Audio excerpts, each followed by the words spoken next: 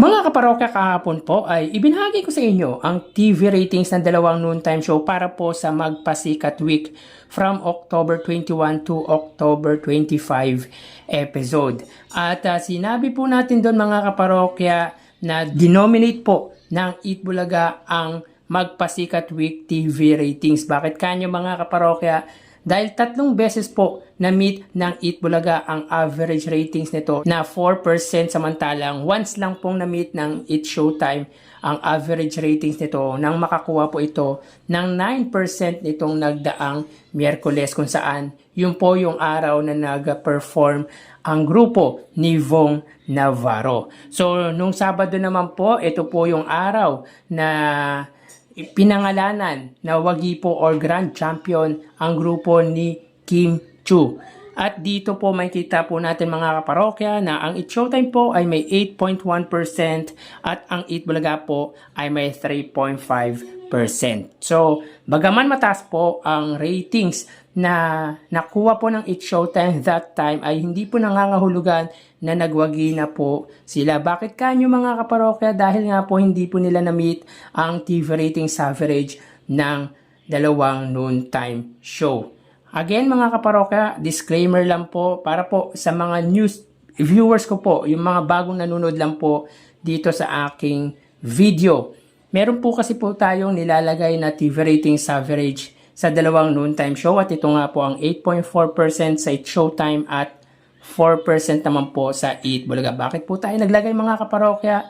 Dahil ang ratings po ng Eat Bulaga simulat sa poll kahit hindi pa po napupunta ang Eat Showtime sa main TV network ng kapuso na GMA ay 3 to 4% na po ang nakukuha nilang rating. Samantalang ang Eat Showtime ay tumaas lang po dahil sa tulong na din po ng GMA network. Kaya po naglagay po tayo ng TV ratings average dahil nga po sa mga bentahe meron ang Eat Showtime. At isa lang po dyan ay yung 5 TV stations against sa 2 TV stations ng Eat Bulaga. At dagdag din po natin dyan mga kaparokya kung gaano kalawak po ang TV stations ng GMA, unlike po sa TV5 na limited ang reach at mahina pa po ang signal. So ilan lang po yan sa mga bentahe meron ang Eat Showtime, dahilan para maglagay po tayo ng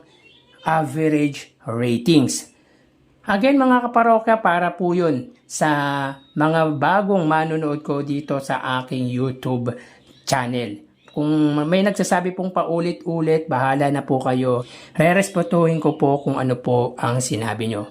But anyway, dito mga kaparokya, wala pong nagwagi sa araw po ng Sabado sapagkat wala pong nakakuha ng TV ratings average. So punta naman po tayo mga kaparokya sa araw naman po ng Lunes, October 28. Pero bago yan mga kaparokya, humiling ako na pakisubscribe ang aking YouTube channel. Pakiclick ang bell icon para una kayong manotify sa mga bagong video na ilalabas ko. At pakidamay nyo na din na i-follow ang aking Facebook page na Mega TV at ang aking TikTok account na Kaparokya TV. Maraming salamat!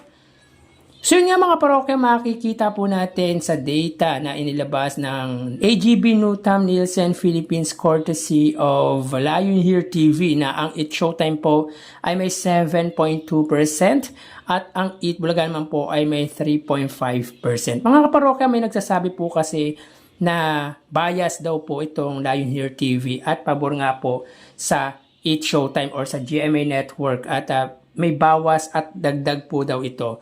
Anyway, kung meron man po silang bawas at dagdag na ratings ay hindi pa rin po yan makakalusot or wala po yan dahil meron po tayong ratings average na inalalagay. Anyway, dito may kita po natin na angat po ng 3.7% ang noontime show ng ABS-CBN. Subalit, bagaman mataas po ang ratings nito kaysa sa Eat Bulaga ay hindi po nangangahulugan. Again, hindi po nangangahulugan na nagwagi na po ito sapagkat hindi po nito na-meet ang ratings na 8.4%. So dito may kita po natin mga kaparokya, ang GMA ay may 5.3%, ang GTV ay 0.9%, ang A2Z ay 0.7%, ang All TV ay 0 at ang Kapamilya Channel ay 0.3%. So dito sa panig ng It's Showtime, tanging ang Kapamilya Channel lang po ang nakakuha ng kanilang TV ratings average na 0.3%. Sa panig naman po ng Eat Bulaga mga kaparokya, ang TV5 ay may 3.2% at ang RPTV ay 0.3%. So, ang RPTV lang po ang siyang nakamit ng kanilang TV ratings average at ito nga po ay 0.3%. At kung titignan po natin ang pagitan ng dalawang main TV network, ay angat po ng 2.1% ang GMA sa TV5. So talagang mababa po ang ratings na nakuha ng dalawang noontime show nitong nagdaang Lunes after magpasikat. Pero pagdating sa online views ay umangat po dyan ang Eat Bulaga. So tara ating alamin ang online viewership ng dalawang bigating noontime show. Para sa Eat Bulaga under TVJ Facebook page, na may kasalukuyang subscribers na 2.6 million followers. At sa It's Showtime naman po mga kaparokya na may 18 million followers. So as of 2:08 PM mga kaparokya, ang It's Showtime po ay may kasalukuyang segment pa rin po na tawag ng tanghalan. So semifinals po kasi ng tawag ng tanghalan mga kaparokya. At ang Eat Bulaga po mga kaparokya, sila po ay may kasalukuyang segment na bawal judgmental ka ba. So dito may kita po natin na ang It's Showtime po ay may 2,700 live viewers at ang Eat Bulaga naman po ay may 3,500 live viewers.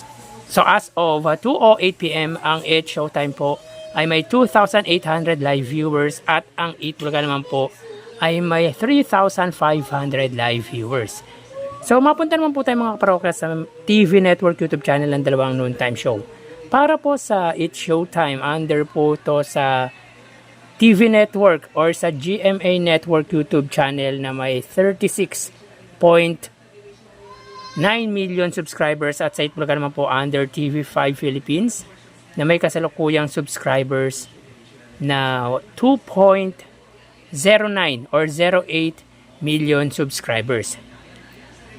So as of 2:09 PM, ang It's Showtime po under GMA Network ay may 22,000 viewers. So tumaas po. Ang Eat Bulaga po, sila po ay may 28,000 live viewers under TV5 Philippines. So again, as of 2:09 PM, ang It's Showtime po under GMA Network, sila po ay may 22,000 viewers at ang Eat Bulaga naman po under TV5 ay may 28,000 live viewers. Mapunta naman po tayo mga parokya sa main YouTube channel ng dalawang noontime show. Para po sa It's Showtime under ABS-CBN It's Showtime na may 2.42 million at sa Eat Bulaga naman po under Eat Bulaga TVJ YouTube channel na may kasalukuyang subscribers na 1.14 million subscribers.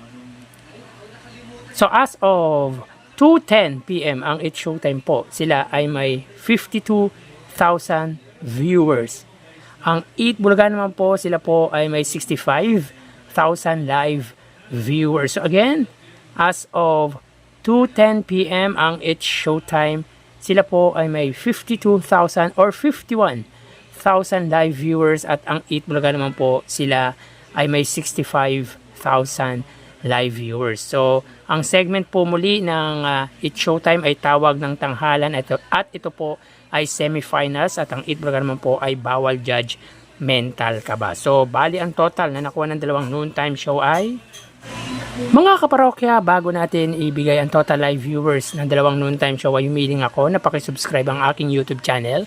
Pakiclick ang bell icon para una kayong ma-notify sa mga bagong video na ilalabas ko at pakidamay nyo na din na i-follow ang aking Facebook page na Mega TV at ang aking TikTok account na Kaparokya TV. Maraming salamat! So bali ang total na nakuha po ng It's Showtime ay 75,000 viewers. 2,000 po para sa kanilang Facebook Live, 22,000 sa TV Network YouTube channel at 51,000 naman po sa main YouTube channel. Ang Eat Bulaga naman po ay nakakuha ng total na 96,000 live viewers. 3,000 po sa kanilang Facebook Live, 28,000 naman po sa TV Network YouTube channel at 65,000 naman po sa main YouTube channel. So again mga kaparokya, ang It's Showtime po ay may 75,000 live viewers at ang 8 Bulaga naman po ay 96,000 total live viewers. So yan po, lumalabas sa kanilang online viewership as of 2:12 PM. At bukas ho ay matutunghayan nyo na naman ang panibagong yugto ng ating online views update ng dalawang noontime show. Magpapaalam na po ako sa inyo mga kaparokya. Magsiingat po tayo. Thank you and God bless.